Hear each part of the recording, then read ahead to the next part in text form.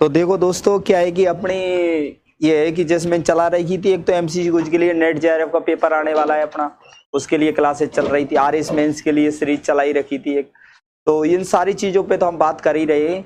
तो आज क्या है कि अपने एक नई क्लास लगेगी, वो क्लास लगेगी ना, वो लगेगी अपनी इंग्लिश के लिए। किसके लिए लगेगी? इंग्लिश के लिए। देखो इंग्लिश वैसे तो देखो लैंग्वेज, इंग्लिश लैंग्वेज सारी चीजों में ही लगती है, लेकिन क्या है कि स्पेशली जो अपनी क्लास रहेगी वो किसके लिए रहेगी? आरएस मेंस के लिए रहेगी। किसके लिए रहेगी अपनी क्लास? आरएस मेंस के लिए रहेगी। ठीक है ना? तो ये आरएस मेंस के लिए अपनी क्लास रहेगी। आरएस मेंस के लिए रहेगी, है ना? तो ये अपनी टेंस की क्लास है। किसकी क्लास है? टेंस की आज क्लास है। तो ये कौन से सर लेंगे आज अपन? हमारे सचिन शुक्ला सर लेंगे ये क्लास। तो ये है कि आज आप अच्छे से पढ़ना और बताना आपको कैसा लगा है इस क्लास को पढ़ने के बाद में। और आज टेंस का जो टॉपिक है, वैसे तो देखो मैंने बता रखा है आपको, हिंदी हो चाहे इंग्लिश हो, ये दोनों की दोनों ना बहुत ईजी है। इतनी ईजी, इतनी स्कोरिंग है अपने। तो अगर पूर्वी राजस्थान की बात करें ना, तो ये आरएस मेंस में आराम से अच्छे मार्क्स अचीव कर सकते हैं, अच्छे से अच्छे। लेकिन बस एक ही चीज की इसमें जरूरत रहेगी, वो क्या है कि आपको रिटन प्रैक्टिस बढ़िया करनी पड़ेगी। वैसे ना तो पेपर ज्यादा लेंदी रहता है, आरएस का पेपर एक है फैक्चुअल ज्यादा रहता है। यूपीएससी की तरह ऐसा नहीं है कि इसमें कोई क्रिटिकल थिंकिंग की जरूरत है या खुद का कोई दिमाग लगाना पड़ेगा, ऐसा नहीं है। यहाँ पे ये पूछेगा कि अमेरिका के स्वतंत्रता संग्राम के बारे में सीधा सीधा सब पूछेगा कि उसके बारे में वर्णन कीजिए। और जबकि यही क्वेश्चन सेम यूपीएससी में आया तो उसने ये पूछा कि अगर आप होते उसकी जगह, जो स्वतंत्रता सेनानी थे अमेरिका की जगह, तो आप क्या करते? तो कुछ क्रिएटिव सोचना पड़ता है उसमें, तो उसमें कुछ क्रिएटिविटी का यूज होता है, कुछ क्रिटिकल थिंकिंग लगानी पड़ती है। लेकिन आरएस में कोई क्रिटिकल थिंकिंग नहीं लगानी पड़ती है सीधा, इसलिए रट्टे वाले लोग यहाँ पे खूब चल रहे हैं।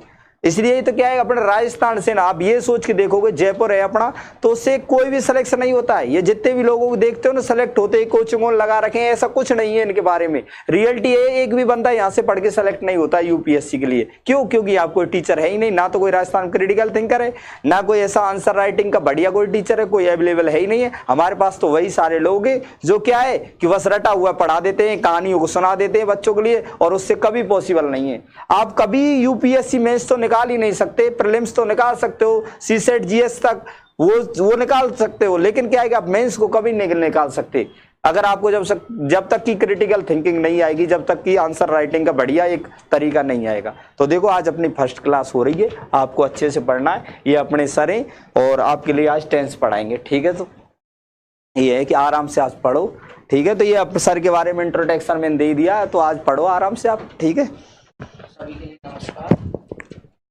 और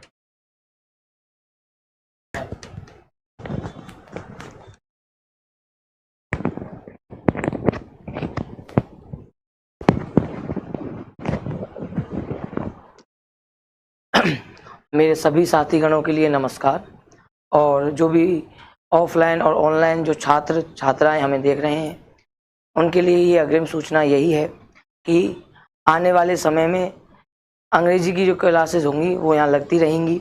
सर के निर्देशन में मैं इंग्लिश की क्लासेस यहाँ लेता रहूँगा।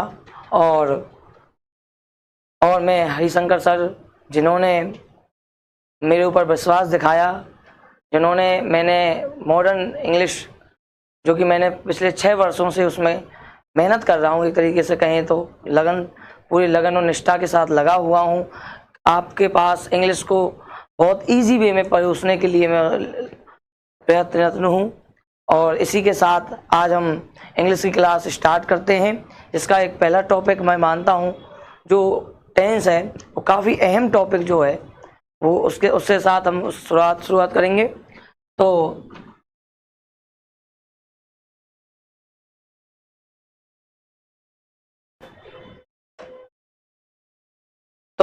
सबसे पहले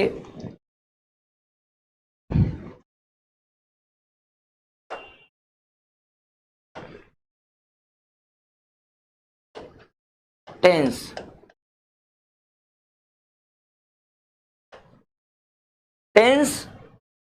क्या होता है? टेंस होता है टाइम। टेंस क्या होता है साथियों? टेंस क्या होता है? टाइम।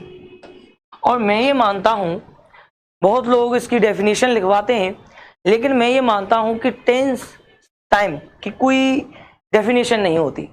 क्योंकि ये जो वॉच आप देख रहे हो इसमें एक टाइम चल रहा है और इस टाइम के अकॉर्डिंग हम कुछ भी नहीं बता सकते क्या है क्या नहीं है, क्या इसकी कोई डेफिनेशन नहीं है।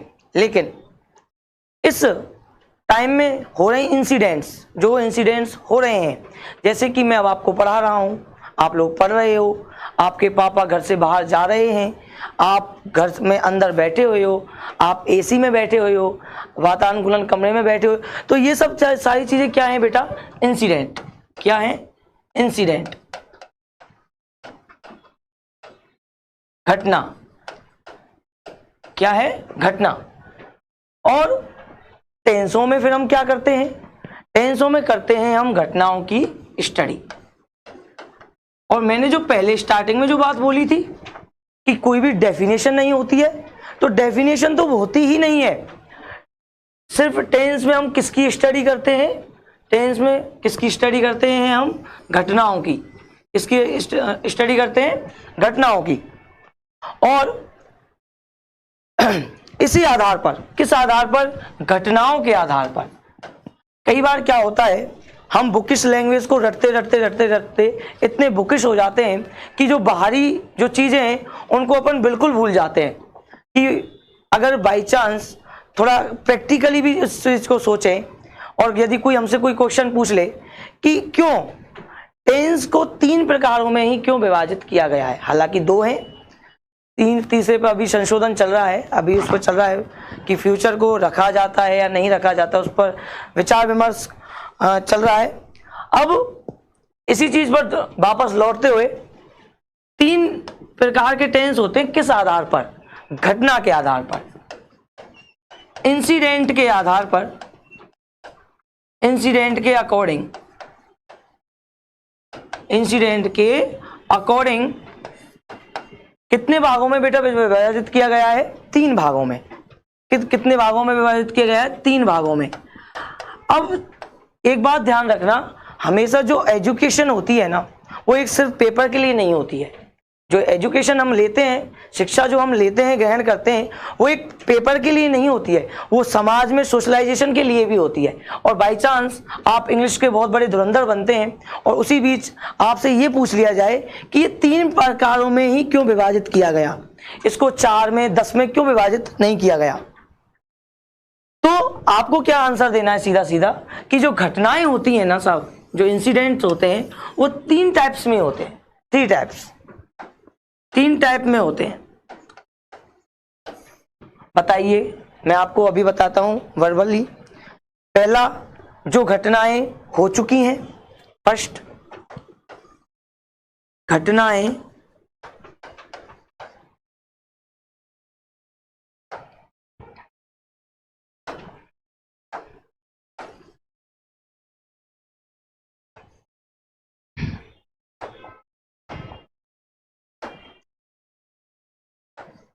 जो घटनाएं हो चुकी हैं, हो चुकी हैं। दूसरा, जो हो रही हैं, हो रही हैं। और तीसरा, जो आगे होने वाली है, होने वाली है। अब बताइए, इसके अलावा भी कोई और प्रकार है क्या? इसके अलावा आप मुझे बता सकते हो कि कोई और प्रकार है क्या? सर, इस प्रकार भी कोई घटना हो सकती है? नहीं। तो इसी आधार पर टेंसों को 3 भागों में विभाजित किया गया। किसके आधार पर बेटा? घटनाओं के आधार पर, इंसिडेंट्स के आधार पर, अकॉर्डिंग टू इंसिडेंट्स। ओके, अभी हम आगे बढ़ते हैं इसी में। अब आती है बात कि टेंस जो होते हैं उनको कौन कौन से 3 भागों में विभाजित किया गया है।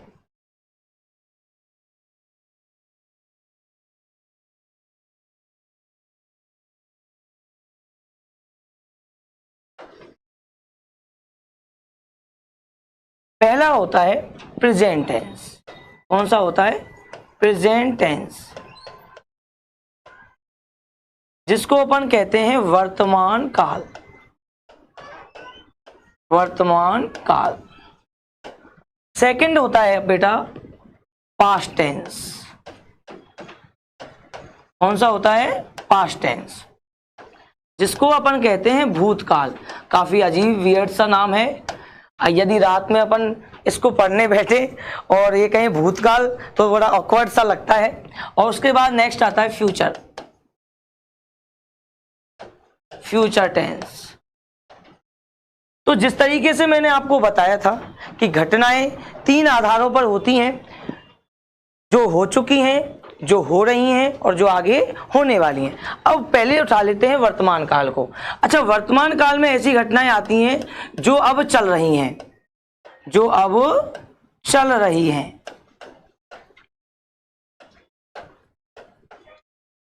पास्ट टेंस में ऐसी घटनाएं आ चुकी हैं जो बीत चुकी हैं, बीता हुआ समय। और नेक्स्ट होती है बेटा, इसको कहते हैं अपन भविष्यकाल। इसमें कौन सी घटनाएं आती हैं? आने वाली, जो आने वाली होती है, जिनके बारे में हमको पता नहीं होता है। ठीक है ना? ठीक है साहब। अब इसी क्रम में आगे बढ़ते हुए मैं आपको बताना चाहूंगा कि इनके प्रत्येक के इसके भी 4, इसके भी 4 और इसके भी 4 भाग होते हैं, टाइप्स होते हैं। पहला टाइप जो होता है बेटा,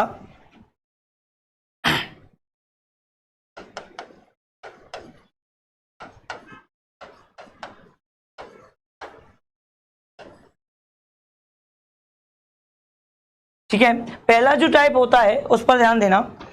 पहला होता है इंडेफिनिट। पहला होता है इंडेफिनिट, जिसको कहते हैं अनिश्चितकालीन। जिसको क्या कहते हैं बेटा? अनिश्चितकालीन। इसके नाम में ही इसकी परिभाषा छुपी हुई है। इसके नाम में ही इसकी क्या छुपी हुई है? परिभाषा। इसी को क्या कहते हैं बेटा? हैबिचुअल एक्शंस वाले इसमें सेंटेंस आते हैं। हैबिचुअल एक्शंस, आदतन कार्य, जिसको हम डेली वर्क कहते हैं, आदतन कार्य। इंडेफिनिट, अनिश्चितकालीन, ऐसे सेंटेंस जिनमें डेली रूटीन वाले जो सेंटेंस आते हैं वो किस में आते हैं? अपने इंडेफिनिट में आते हैं बेटा। नेक्स्ट आते हैं अपन कंटिन्यूअस पर। किस पर आते हैं बेटा? कंटिन्यूअस पर। तो कंटिन्यूअस का मतलब होता है कंटिन्यूटी, निरंतरता। और इसमें क्या पढ़ते हैं हम? Work in progress. Work in progress, कोई भी काम क्या है? चल रहा है, किसी काम की निरंतरता है, कंटिन्यूटी है। जैसे कि मैं आपको पढ़ा रहा हूं, आप लोग पढ़ रहे हो, और कुछ लोग नहीं पढ़ रहे हैं, वो पढ़ना स्टार्ट कीजिए, क्योंकि समय बहुत कम है और समय उतना ही है जितना आपको लग रहा है। आपको लग रहा है 6 महीने हैं, तो उसको 6 दिन में कन्वर्ट कीजिए कि हमारे पास सिर्फ 6 दिन है। अगर आपके पास 2 साल हैं तो उसको 2 दिन में। मैं ये कहना चाहता हूं इस बात के माध्यम से कि जो हमारी पढ़ाई का जो समय होना चाहिए ना, वो ऐसा होना चाहिए कि लगे हमको कि हम बहुत ज़्यादा पढ़ रहे हैं। सिर्फ 8-18 महीने की कोई कोचिंग ले ली आपने और मटेरियल आपके पास पहुंचा नहीं, दिमाग में कुछ आपके में बैठा नहीं, तो वो 18 महीने की कोचिंग कोई वैल्यू नहीं रखती है। तो कम ऑन द टॉपिक। तो कंटिन्यूअस, इसमें बेटा ऐसे सेंटेंस आते हैं जिनमें वर्क इन प्रोग्रेस, जो कोई भी काम जारी होता है, ऐसे सेंटेंस इनमें आते हैं। तीसरी है बेटा परफेक्ट। अच्छा, कई बार आपने देखा होगा गांव में लोग शिक्षित नहीं हैं, जो लोग हमारे जो अब से पहले हमारी जो पीढ़ी है, अब तो क्या 70-80% लोग हैं, लेकिन वो हमारे बुजुर्गों के टाइम पर हमारे जो थे, लेकिन वो कुछ इंग्लिश के वर्ड्स को बड़े आसानी से बोल सकते थे। जैसे कि उसमें से ही आता है परफेक्ट। और ये जब बोला जाता है आपको, जब आप कोई भी कार्य को एक गुड मैनर में कर लेते हो, किस में कर लेते हो बेटा? Good manner. गुड मैनर का मतलब होता है सही ढंग से। गुड मैनर का मतलब होता है बेटा सही ढंग से या सही रूप से। तो इसमें क्या होगा? वर्क कंप्लीट वाले सेंटेंस आएंगे, वर्क कंप्लीट वाले सेंटेंस आएंगे, वर्क कंप्लीट गुड मैनर। एक अच्छी तरीके से आपने कोई काम क्या कर लिया? समाप्त कर लिया। यहां तक सबके दिमाग में क्लियर है? यहां तक किसी को कोई समस्या? मैं दोबारा एक रिपीट कर लेता हूं। मैंने घटनाओं के आधार पर 3 बता दिए थे, यहां तक कोई किसी को समस्या नहीं थी। उसके बाद इनके प्रत्येक के ईच 4 टाइप्स, प्रत्येक के क्या होते हैं? 4 भाग होते हैं। और पहला इंडेफिनिट जो हैबिचुअल सेंटेंस कहा था मैंने जिसको, उसके बाद कंटिन्यूअस जिसमें चीजों की निरंतरता चलती रहती है, वर्क इन प्रोग्रेस नाउ अभी भी कोई काम चल रहा है, और परफेक्ट वर्क कंप्लीट हो जाता है एक गुड मैनर में। चलिए नेक्स्ट आगे बढ़ते हैं। और जो एक बार स्क्रीनशॉट लेना चाहते हैं वो स्क्रीनशॉट ले लीजिए इसका एक बार।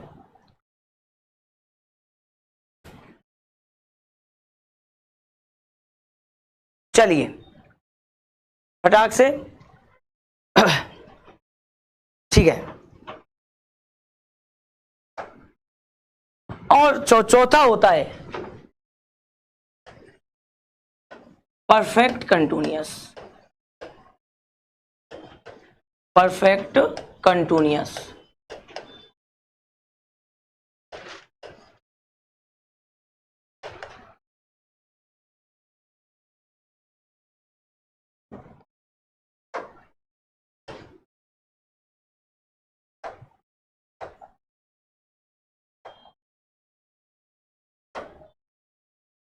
इसमें बेटा क्या अंतर हो सकता है? भाई परफेक्ट तो हमने पढ़ लिया, परफेक्ट तो हमने पढ़ लिया, और कंटिन्यूअस भी हमने पढ़ लिया, तो इसको दोबारा पढ़ने की क्या आवश्यकता पड़ी? क्योंकि वहां मैं ये कह रहा था कि मैं आपको पढ़ा रहा हूं, आप पढ़ रहे हो। मैं ये कह रहा था मैं घर जा चुका हूं, वह खाना बना चुकी है, लेकिन कोई भी एक टाइम निश्चित नहीं था। इसमें क्या होगा? कोई भी काम वर्क इन प्रोग्रेस होगा पॉइंट ऑफ टाइम से, वर्क इन प्रोग्रेस होगा, वर्क इन प्रोग्रेस होगा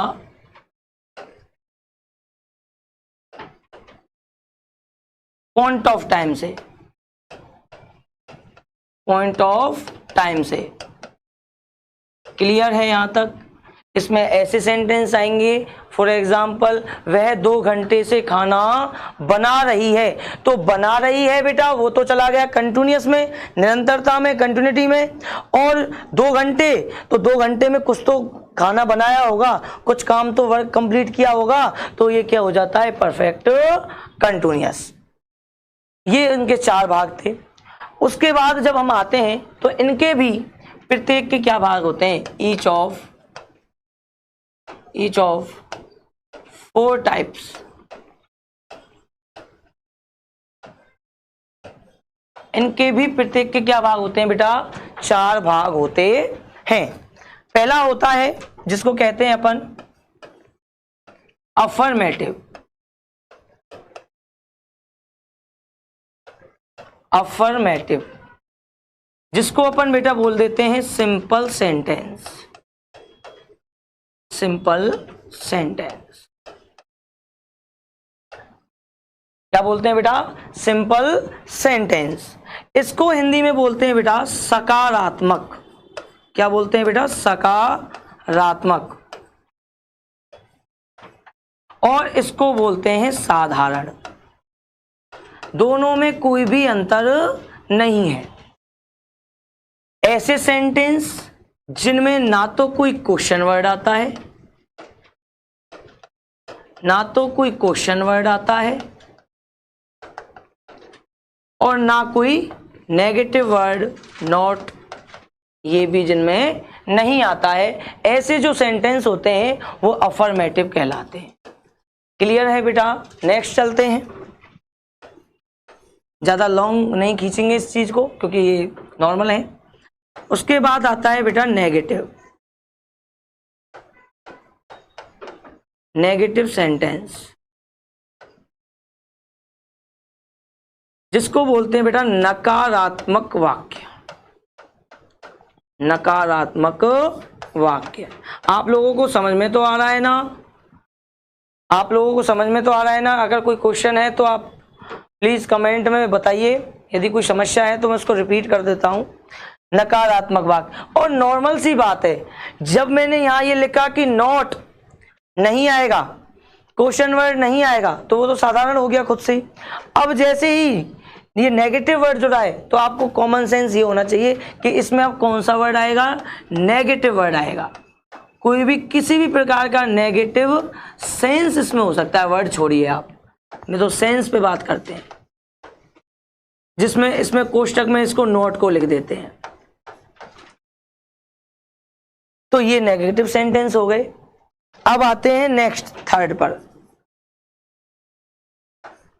इंटेरोगेटिव। इंटेरोगेटिव सेंटेंस, इसको क्या कहते हैं बेटा? प्रश्नवाचक वाक्य। सिंपल सी बात है, जहां पर प्रश्न पूछा जाए, जहां पर आपसे क्वेश्चन पूछा जाए, वही क्या कहलाता है? Interrogative sentence. जैसे कि व्हाट, व्हेन,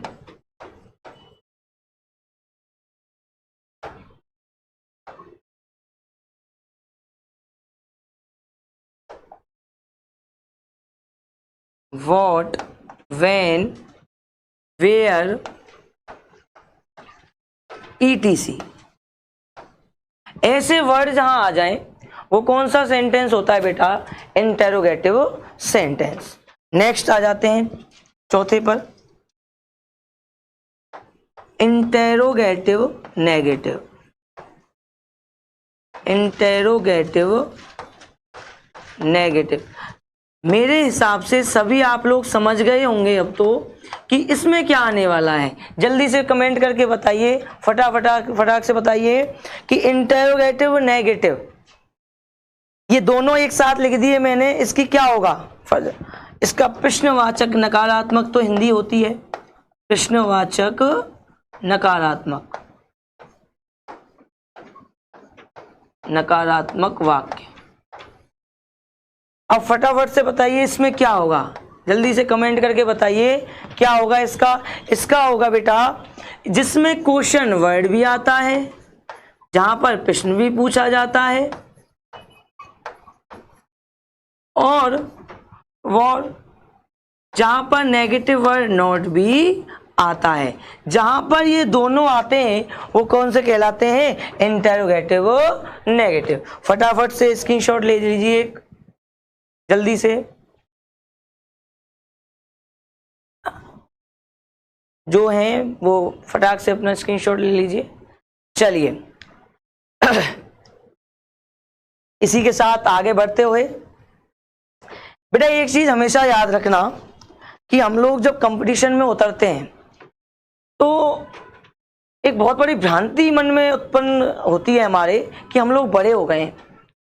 शिक्षा पद्धति वही है, शिक्षा पद्धति जो गुरुकुल में थी ना, उससे बेस्ट शिक्षा पद्धति कोई नहीं है। आज भी मैं ये कहता हूँ, लेकिन ये जो डिजिटलाइजेशन हुआ है और भी बहुत सारी चीज़ें हुई हैं, उनसे कंफर्ट जोन में आने की आवश्यकता है, ना कि उनमें घेरा बना के, घेराव करके उनमें ही आप घिर जाओ। ऐसा नहीं करना है। और अपन को मैं एक चीज़ और बता दूं, इंग्लिश हमारी लैंग्वेज नहीं है। फर्स्ट ऑफ ऑल, मैं इंग्लिश का टीचर हूं, तो मैंने जिस दिन से इंग्लिश पढ़ना स्टार्ट किया, पिछले 6 साल से इंग्लिश पढ़ा रहा हूं, तो मैंने इसको सिर्फ सब्जेक्ट माना। अगर आप इसको सब्जेक्ट की तरह पढ़ोगे तो आपको इसमें कोई समस्या नहीं आएगी। और यदि आप इसको भाषा की तरह लेके चलोगे कि भाषा भी है प्लस में ग्रामेटिकल भी है, तो आप उलझन में रह जाओगे। भाषा तो सिर्फ हमारी एक है जो सबकी जननी है, हिंदी। कभी कोई ऐसा व्यक्ति है क्या कि उसने कहीं लिखा हो कि इंग्लिश से हिंदी बनी है? लेकिन हाँ, ऐसे मैं आपको बहुत से विचारक बता सकता हूं जिन्होंने ये कहा है कि बाकी सारी भाषाओं का जो उद्भव हुआ है वो कहाँ से हुआ है, हिंदी से हुआ है। चलिए कम ऑन द टॉपिक। थोड़ा सा मैं हिंदीवादी हूँ तो उस वजह से एक दो लाइनें बीच बीच में आती रहेंगी। फिलहाल में फोकस करें बोर्ड पे। चलिए आगे बढ़ते हैं इसी के साथ। और अब मैं आपने एक चीज देखी होगी, बार बार और हमेशा जो चीज बार बार आती है ना उसको सबसे पहले ले लेना चाहिए लाइन पर। भाई बार बार कोई चीज अगर प्रॉब्लम दे रही है तो उसको सबसे पहले ले लेना चाहिए। जैसे कि हर एक उसमें पीछे सेंटेंस जुड़ रहा था, तो सबसे पहले सेंटेंस को ही ले लेते हैं कि ये सेंटेंस क्या है, ये सेंटेंस क्या बीमारी है, इसको ही ले लेते हैं सबसे पहले।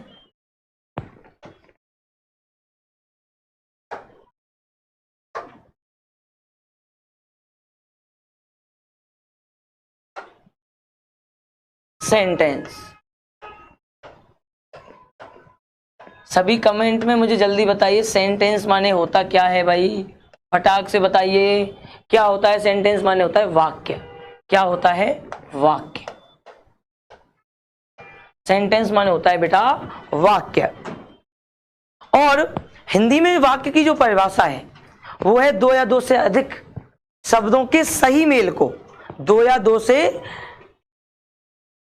दो से मिलकर बने सही मेल को ही क्या कहते हैं? वाक्य कहते हैं। अब इसमें वो दो शब्द कौन से हैं, आइए तो इसकी क्या डेफिनेशन है वो डेफिनेशन समझना।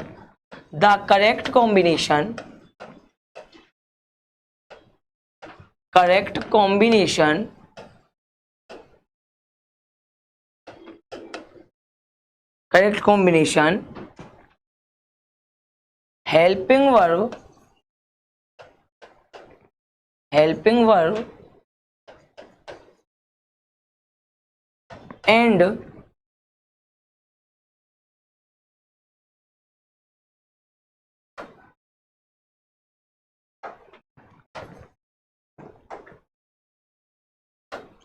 helping verb and main verb,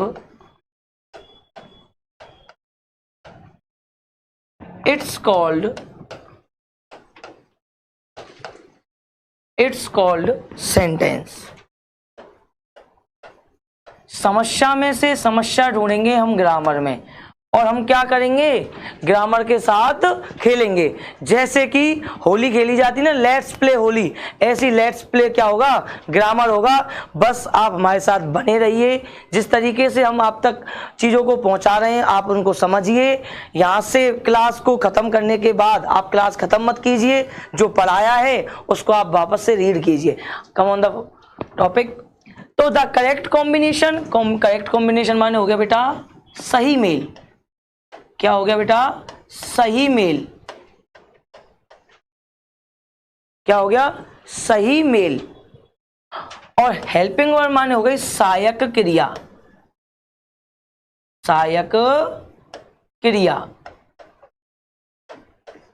main verb माने हो गई बेटा मुख्य क्रिया।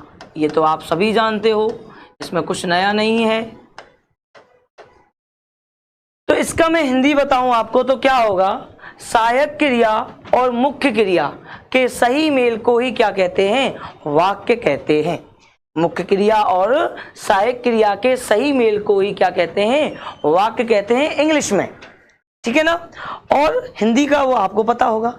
ठीक है भाई, आ जाते हैं। अभी मैंने फिर से एक समस्या आपके सामने उत्पन्न की है। क्या समस्या उत्पन्न की है?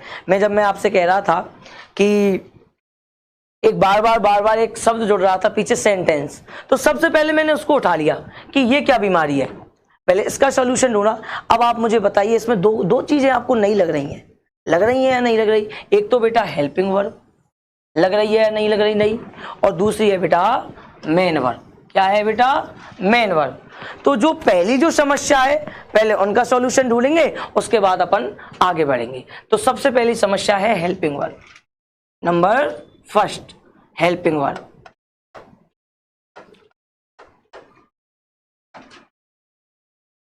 काफ़ी बार इसमें से क्वेश्चन पूछे जाते हैं। मैं ये नहीं कहूँगा इसमें पूछा गया है उसमें पूछा गया है, लेकिन बहुत घुमा के क्वेश्चन इसमें से पूछे जाते हैं। हेल्पिंग वर्ब वाले में से क्या क्या पूछे जा सकते हैं, सुनना बेटा। सबसे पहले ये पूछा जाता है ये कितनी होती हैं, ये कितनी होती हैं। तो पहली बात तो ये मैं बता दूं आपको कि हेल्पिंग वर्ब से हमें सिर्फ क्या पता चलता है, टाइम पता चलता है। क्या पता चलता है, टाइम। जैसे ही इज, एम और आर ये किसी सेंटेंस में यूज हुई, ये किसी सेंटेंस में क्या हुई बेटा, यूज हुई, तो तुरंत आपको समझ में आ जाना चाहिए कि ये कौन सा टेंस है, प्रेजेंट कंटिन्यूअस। तो बताइए ये समय को बता रही है या नहीं बता रही, बता रही है ना। तो सिर्फ ये किसका काम करती हैं, समय बताने का काम करती हैं। ये किसका बताने का काम करती हैं, समय बताने का काम करती हैं। स्टार लगा के इस बात को लिख भी लेना चाहे आप। यह टाइम बताने का कार्य करती हैं, टाइम बताने का वर्क करती हैं। ठीक है बेटा, इसको आप लिखना चाहें जहां लिख लेना। ये एक बहुत कॉमन सी चीज है, इसको मैं इसलिए बिल्कुल साइड में लिख रहा हूं। अब आ जाते हैं कि ये कितने प्रकार की होती है। ये होती है बेटा 2 प्रकार की।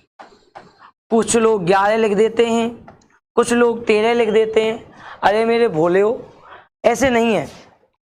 ये होती है 2 प्रकार की। कितने प्रकार की, 2 प्रकार की। पहले इसको यहां तक कंप्लीट कीजिए आप एक बार, पहले एक बार आप यहां तक कंप्लीट कीजिए, उसके बाद मैं आगे बढ़ता हूं।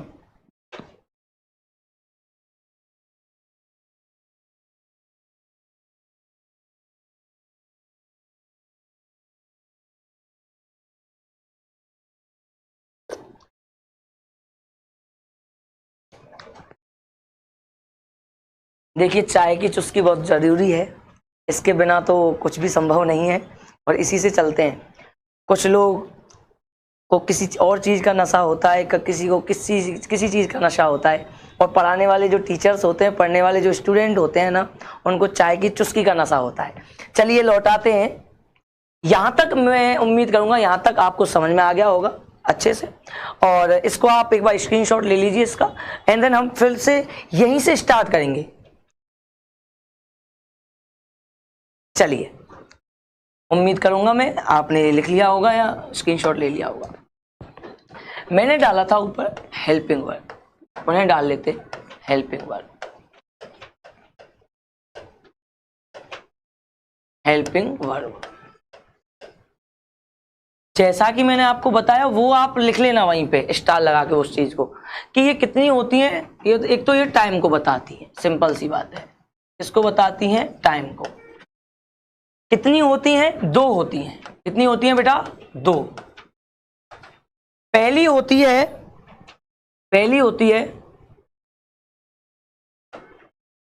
प्राइमरी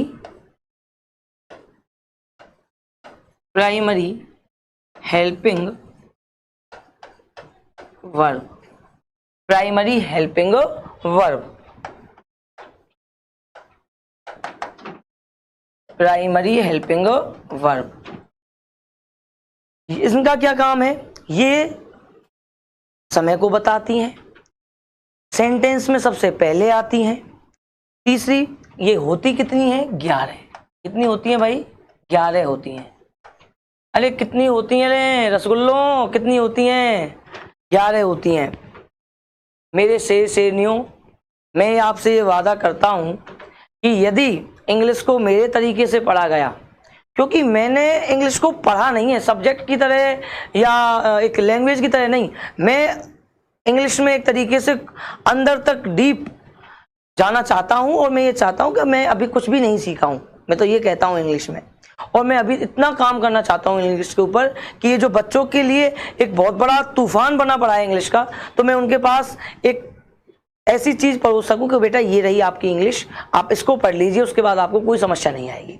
आ जाइए, कम ऑन द टॉपिक। ये कितनी होती है बेटा, 11 होती हैं। अब 11 कौन कौन सी होती है, मेरे साथ रिपीट करोगे ना, मैं गारंटी से कह रहा हूं जीवन भर नहीं भूलोगे। देखना कौन सी होती हैं। इज, इसी सीक्वेंस में is, am, are, do, does, did,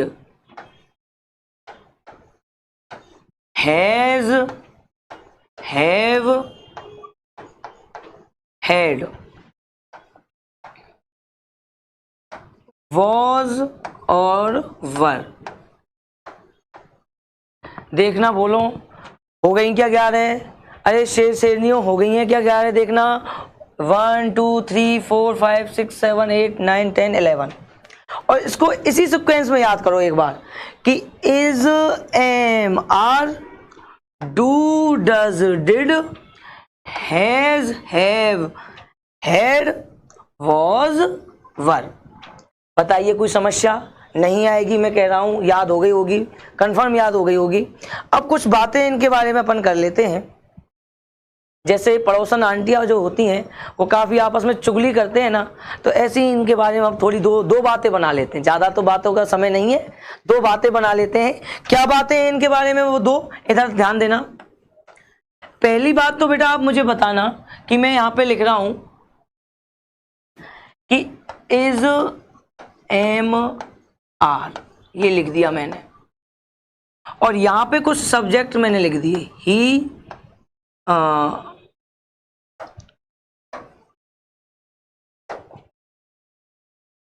he, you और आई।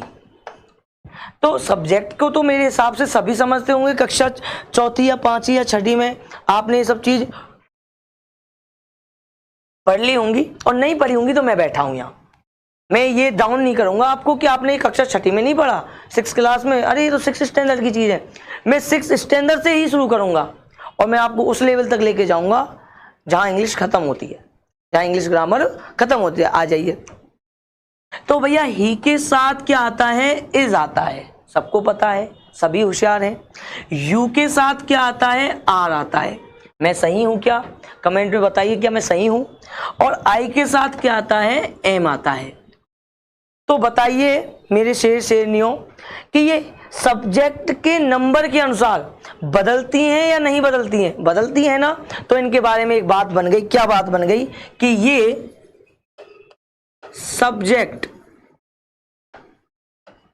के नंबर के अनुसार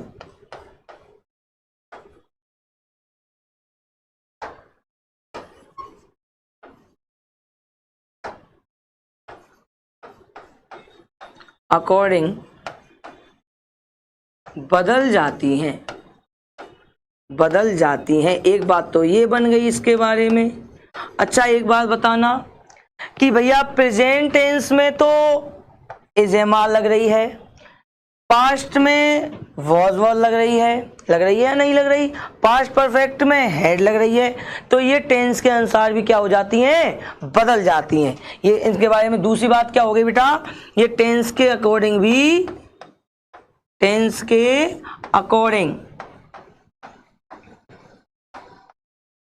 अकॉर्डिंग भी चेंज हो जाती हैं, चेंज हो जाती हैं। बताइए किसी को कोई समस्या यहां तक? मेरे हिसाब से तो नहीं आई होगी।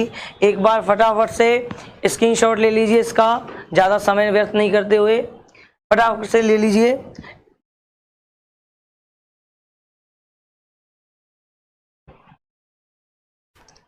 चलिए, उम्मीद होगी कि आपने लिख लिया होगा। फटाक से स्क्रीनशॉट ले लीजिए इसका। चलिए भाई, अब बात हो गई हेल्पिंग वर्ब। मैंने बताया था 2 प्रकार की होती हैं। उन 2 प्रकारों में आपने पहला प्रकार पढ़ लिया, primary helping verb, is, am, are, do, does, did, has, have, had, was, were. आप इसको यदि इसी सीक्वेंस में याद रखोगे तो आपको इसको रटने की आवश्यकता ही नहीं है। इसका एक बेस्ट एग्जाम्पल मैं आपको बताता हूं और आप इसको करके देखना घर पे आज ही। हनुमान चालीसा, जब हनुमान चालीसा की अंतिम पंक्ति आती है ना, हमको अगली लाइन याद नहीं रहती है, लेकिन एक सीक्वेंस में हम उसको बार बार जब पढ़ते जाते हैं तो वो एक टाइम एक ऐसा होता है कि नेक्स्ट लाइन चाहे हमारे माइंड में है चाहे नहीं है, वो अपने आप टंग पे दोबारा खुद आ जाती है। ये करके देखना आप। तो इसी तरीके से क्योंकि वो एक फिक्स सीक्वेंस में है, आपकी उसमें मनमर्जी नहीं चल सकती। तो मनमर्जी में नहीं चलानी है, इनको एक सीक्वेंस में याद रखना है, जैसे कि मैंने बताया है। तो दूसरी मॉडल एक्चुअली पे आ जाते हैं हम। Model helping verb, helping verb, इसी को बोलते हैं बेटा एक्जुलरी वर्ब्स। इनके बारे में पढ़ेंगे। तो ये क्या होती हैं? ये इनको मूड हेल्पिंग वर्ब भी कहते हैं। इनको क्या कहते हैं बेटा? Mood helping verb. इनका एक शब्द और है मूड हेल्पिंग वर्ब। इन्हीं को क्या कहते हैं? Model auxiliary verbs. ठीक है, कैसे? मूड माने होता है बेटा मनोदशा। मनोदशा, क्या मैं सही हूं? क्या इसमें आप समर्थन करना चाहोगे?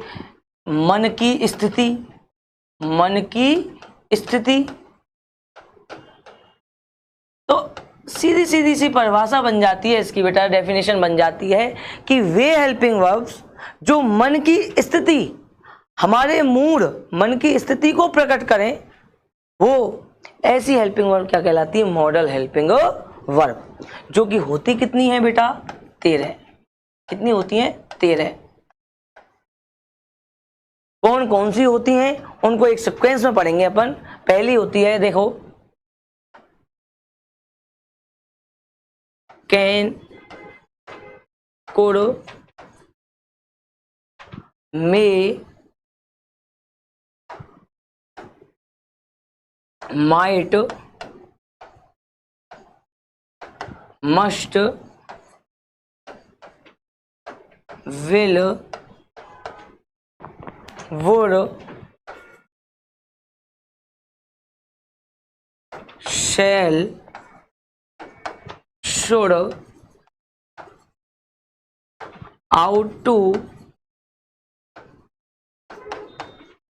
need to,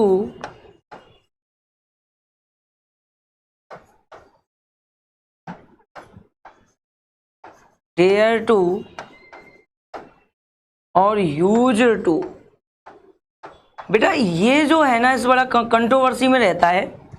और कॉमन सी चीज ये है, आप लोगों को भी पता है कि भाई ये प्रेजेंट चीज है। इसका ये कब कर सकते हैं अपन? यूज भी हो सकता है, इसका यूज टू भी होता है। अब सिंपल सी बात है, अगर प्रेजेंट में है तो ये होगा, अगर पास्ट में है तो ये होगा। इसमें ज्यादा कंट्रोवर्सी वाली तो कोई चीज ही नहीं है। सिंपल सी बात है कि यदि ये प्रेजेंट में यूज हो रहा है तो यूज टू होगा, और यदि पास्ट में यूज हो रहा है तो यूज्ड टू होगा। चलिए इतना। अब इसके बारे में कुछ बातें कर लेते हैं। पहली बात ये होती है कि इन पर कैन और कुड को कभी नंबर के अकॉर्डिंग आपने बदलते देखा है क्या? नहीं, ये नंबर के अकॉर्डिंग नहीं बदलती हैं। ये नंबर के अकॉर्डिंग नहीं बदलती हैं साहब, लेकिन टाइम के अनुसार क्या हो जाती हैं? चेंज हो जाती हैं। टाइम के अकॉर्डिंग क्या हो जाती हैं बेटा? चेंज हो जाती हैं, चेंज हो जाती हैं।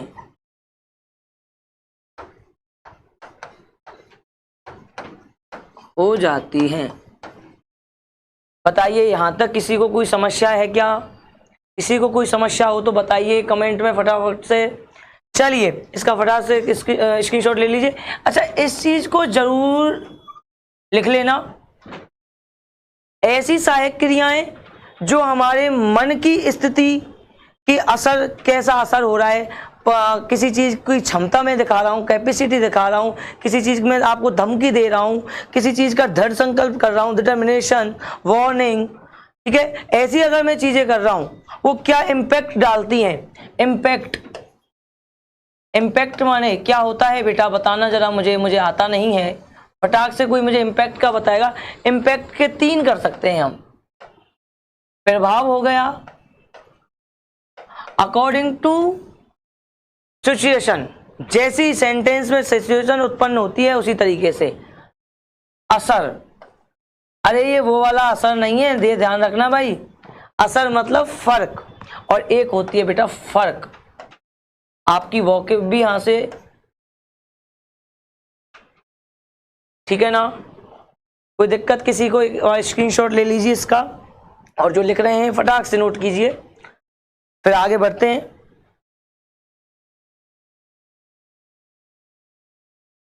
चलिए,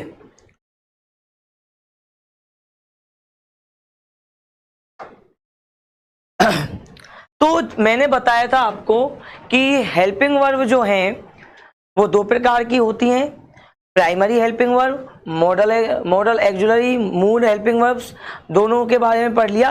अब मैं थोड़ी सी एक स्ट्रक्चर के बारे में आपसे बातचीत करूंगा कि जब मैंने सेंटेंस पढ़ाया आपको, तो सेंटेंस जब मैंने सेंटेंस लिखा तो कई चीजें दिमाग में आई। एक सेंटेंस को बनाने के लिए किन किन चीजों की आवश्यकता होती है, उसके बारे में हम बात करेंगे। अब सबसे पहला होता है बेटा सब्जेक्ट। सब्जेक्ट में he, she, it, name, I, we, you, they, ETC, ये सब्जेक्ट होते हैं। और मुझे उम्मीद थी कि सभी विद्यार्थियों को, सभी अभ्यर्थियों को, सभी मेरे साथीगणों को इस चीज़ के बारे में पता होगा, और जिनको नहीं पता है वो ज़्यादा डाउन होने की ज़रूरत नहीं है। वो सब्जेक्ट ये होते हैं he, she, it, name, I, we, you, they, और जो होते हैं वो ETC में है। चलिए साहब, और उसके बाद जो आवश्यकता आती है वो आती है हेल्पिंग वर्ब की। किसकी आती है बेटा? हेल्पिंग वर्ब की। क्या हम लोग हेल्पिंग वर्ब पढ़ चुके हैं अच्छे से? हम पढ़ चुके हैं हेल्पिंग वर्ब, थोड़ी देर पहले ही पढ़ी है। उसके बाद आवश्यकता होती है मेन वर्ब की। बताइए होती है या नहीं होती है? बताइए। अब हम क्या पढ़ने वाले हैं? मेन वर्ब के बारे में। और उसके बाद जो आवश्यकता होती है वो होती है ऑब्जेक्ट की। और ऑब्जेक्ट माने क्या होता है बेटा? कर्म। क्या होता है? कर्म। और उसके बाद जो शेष रह जाता है रिमेनिंग पार्ट। ठीक है ना। अब हम जो बात करने वाले हैं वो बात करने वाले हैं मेन वर्ब के बारे में। तो मेन वर्ब के बारे में बात करेंगे अपन। मेन वर्ब अभी कुछ दिनों में मैं एक PDF डाल दूंगा आपके लिए, उसमें लगभग 5000 से 6000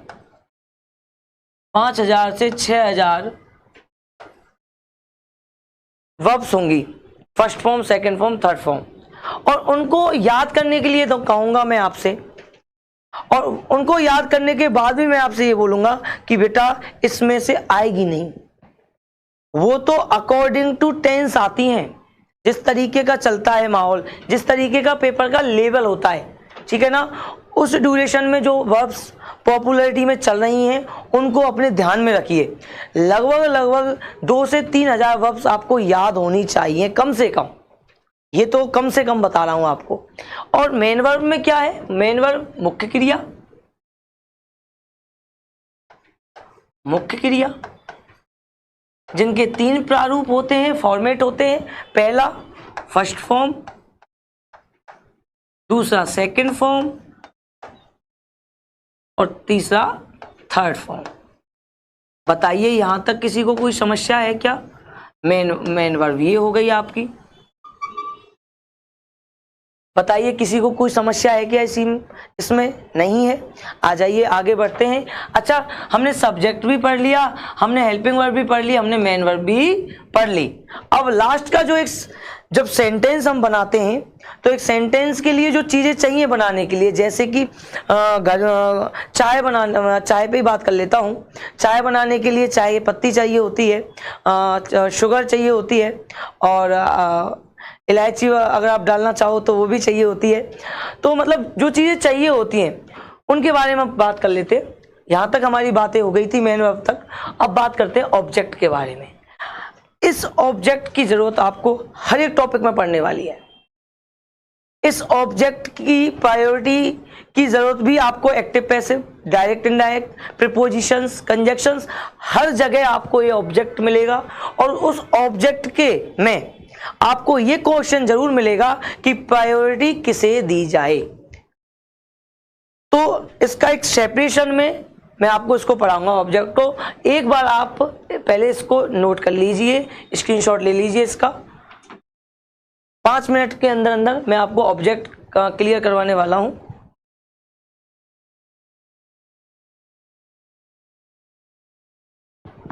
ठीक है, और ऑब्जेक्ट की जो क्लास है वो अपन एक बहुत अच्छे सेपरेशन में रखेंगे, क्योंकि एक बहुत अच्छा टॉपिक है ऑब्जेक्ट, जिसमें डायरेक्ट इनडायरेक्ट ऑब्जेक्ट हैं। उन दोनों को बताया जाएगा कि कौन सा इमोर्टल मोर्टल में यूज किया जाता है, और जो भी चीजें हैं वहां पे क्लियरिफिकेशन बहुत अच्छे से दूंगा ऑब्जेक्ट के बारे में। फिलहाल के लिए आप हेडिंग डाल लीजिए ऑब्जेक्ट सेंटर में। अपन जब नेक्स्ट क्लास अब होगी, अपन किसके बारे में पढ़ेंगे बेटा? ऑब्जेक्ट के बारे में। सभी के लिए एक बार पुनः बहुत बहुत धन्यवाद। आप लोगों को जैसी भी क्लास लगी है इंग्लिश की, जिस तरीके का आप इम्प्रूवमेंट चाहते हैं, जिस तरीके का नॉलेज में आप इम्प्रूवमेंट चाहते हैं, तो आप मुझे बताइए।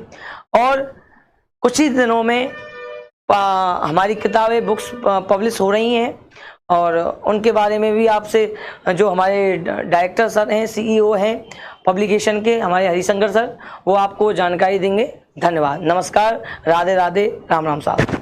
हाँ तो दोस्तों देखो, आपने आज पहली क्लास ली इंग्लिश की, और सर ने आपके लिए कौन सा टॉपिक पढ़ाया? जो टॉपिक पढ़ाया था वो टेंस था।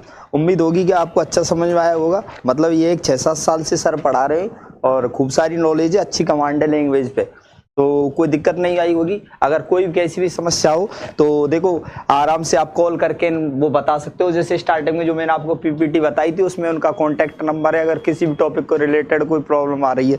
दूसरी बात ये देखो, वैसे तो क्या है कि मैंने भी क्या है मास्टर्स कर रखी है इंग्लिश से, लेकिन अपने पास तो टाइम इतना होता नहीं है। बुक्स पब्लिश करने से, उनको राइटिंग करने से, रिव्यू करने से, और पब्लिकेशन का बहुत लोड होता है, तो दिन भर क्लासेज होती है, तो इतना मैनेज नहीं हो पाता है।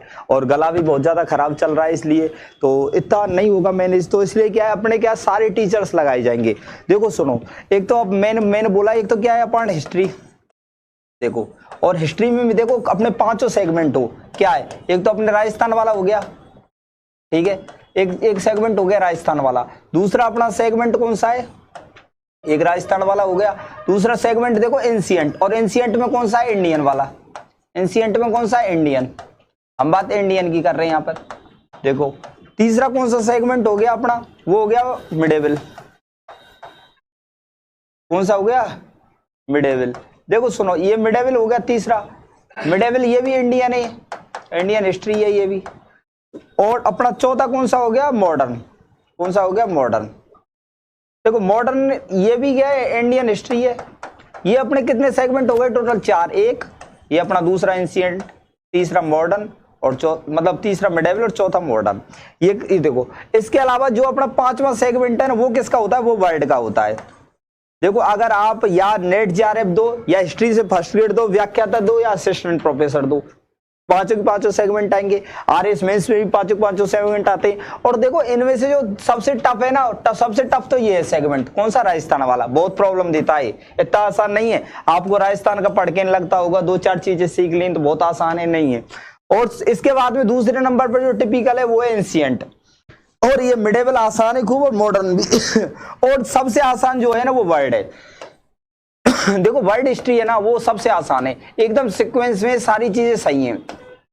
तो एकदम आसान कौन सा है अपना? विश्व इतिहास। विश्व इतिहास इतना ये एक बार समझोगे। और वैसे भी RS मेंस में तो देखो, एक पिछली बार 2021 के में जरूर एक फैक्चुअल क्वेश्चन आया था। कौन से वाला? देखो RS मेंस में ही आया था। RS मेंस में आया था अपने। कौन से वाले में आया था? 21 वाले में।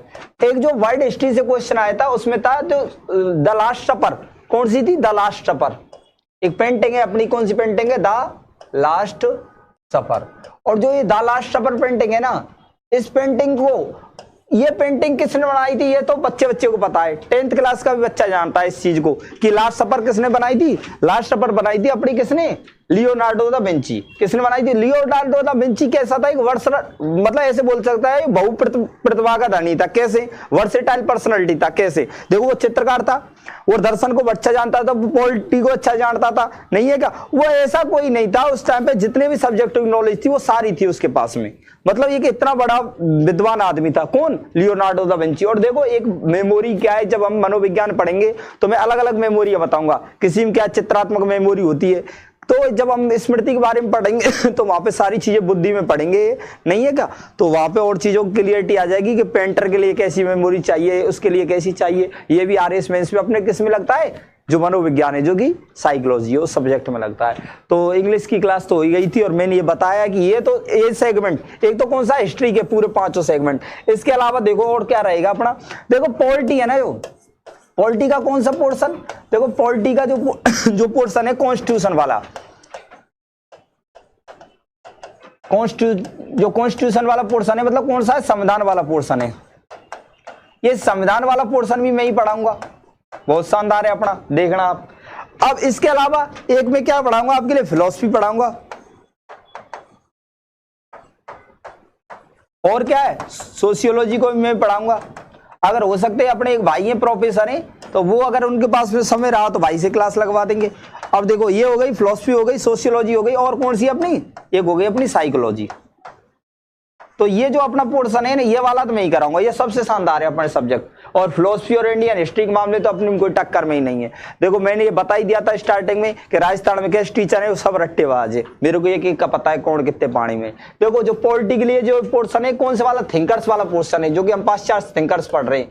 तो इनके लिए अपने राजस्थान की सबसे बेस्ट फैकल्टी है, उन सर की क्लासेज लगेंगी। और जो भी है देखो इंग्लिश की लग गई है, हिंदी के लिए हिंदी वाले सर की लगेंगी सारी क्लासेज। मैंने जैसा कि आपसे वादा किया था, अपना फ्री कंटेंट रहेगा किसके लिए? आरएस मेंस के लिए। और अपनी यही कोशिश है अपने सारे के सारे बच्चे सेलेक्ट हो अच्छी रैंक के साथ में, बढ़िया रैंक के साथ में सेलेक्ट हो। ये अपने तो क्या पैसे वैसे के बारे में क्या पैसा लाइफ टाइम ही कमाना है, नहीं है क्या? तो ये आपके लिए सारी सुविधा अवेलेबल है। आप तो बस जुड़े रहिए, और कोई समस्या हो कॉन्टेक्ट नंबर वो सारी चीज दे रखी है और वहां बता दिया करो, ठीक है? देखो आज क्या है कि मैं अब खुद की क्लास स्टार्ट कर रहा हूं। अब क्या है कि देखो सुनो दोस्तों, कि अपनी जो भी चल रही थी ना, वो क्या चल रही थी? अपनी एमसीक्यूज की क्लास चल रही थी। किसकी चल रही थी? एमसीक्यूज। जो एमसीक्यूज की क्लास चल रही थी किसके लिए चला रखी थी? भाई पेपर आने वाला है, बच्चे बोल रहे थे किसके लिए? नेट जेआरएफ के लिए। इसके लिए अपने एमसीक्यूज क्लास चल रही, तो इसके क्वेश्चंस देखेंगे हम, ठीक है ना?